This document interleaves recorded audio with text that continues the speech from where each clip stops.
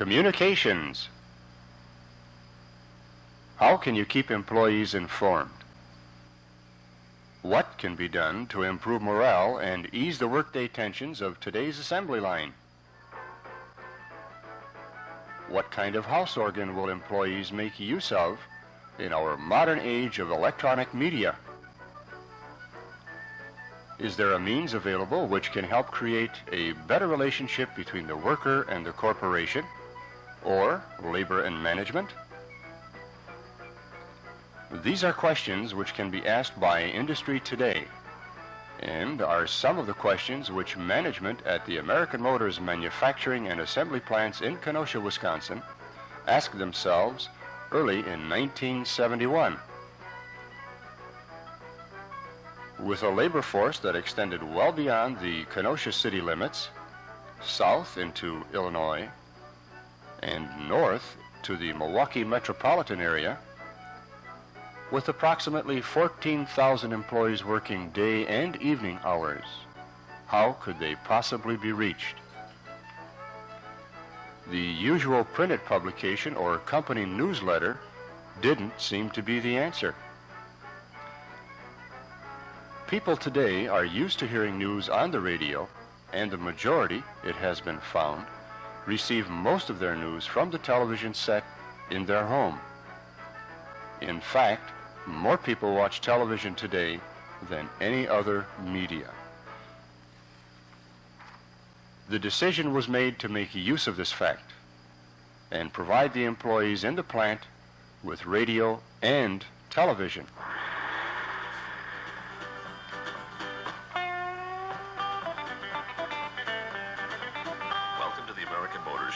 The American Motors Show is brought to you by American Motors and comes to you twice daily with Jim Bradley. Now from the studio in the lobby at American Motors, here's the host of the American Motors Show, Jim Bradley. And a very pleasant good afternoon to you. Welcome to the American Motors Show on what we call a Thursday, January the 16th. I'm Jim Bradley. Pleasure to have your company. Continuing today with our Week of the Pacer.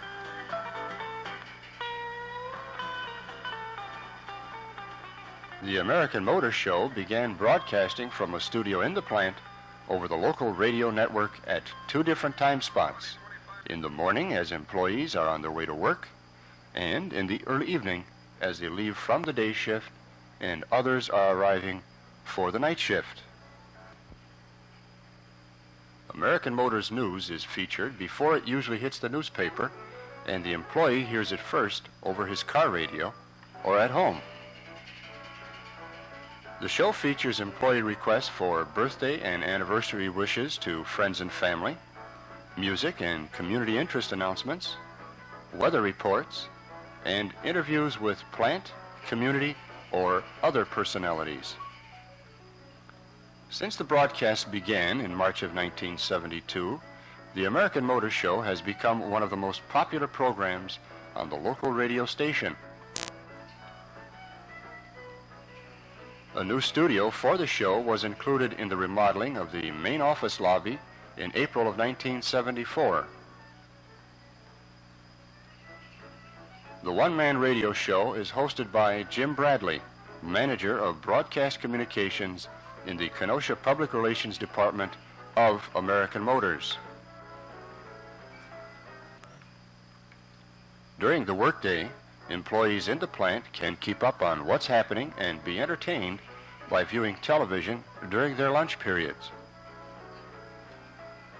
Cable was installed in the Kenosha main plant, and 23-inch color monitors were mounted in 14 canteen eating areas, as well as in several conference rooms in the plant.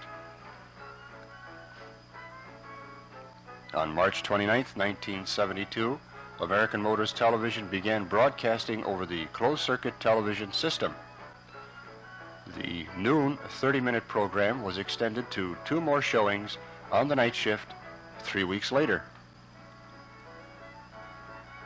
Television is provided usually on videotape from noon to 12:30, from 8:30 to 9 p.m., and from 9 to 9:30 p.m. Monday through Friday.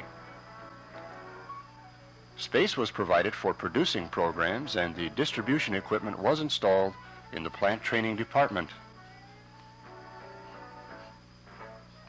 Having some audiovisual experience, 3 training department coordinators attended Marquette University in Milwaukee in the evenings for a 36-hour course on basic television production. It was apparent after a period of time that producing television programs involved a good deal of time, so one of the training coordinators, Bob Kermgard, assumed a new position of television production coordinator.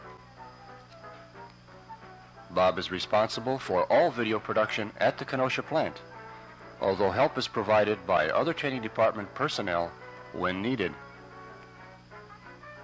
The TV coordinator produces as much original programming as he can, but due to a daily broadcast schedule, other programming must be used, such as some live television and free-loan film on various subjects to both entertain and inform. The News at Noon and evening sporting events are popular live programming. Film topics include travelogues, sports, conservation and ecology, industrial and safety, and films that just entertain. Company-produced programs have involved interviews with plant and community personalities,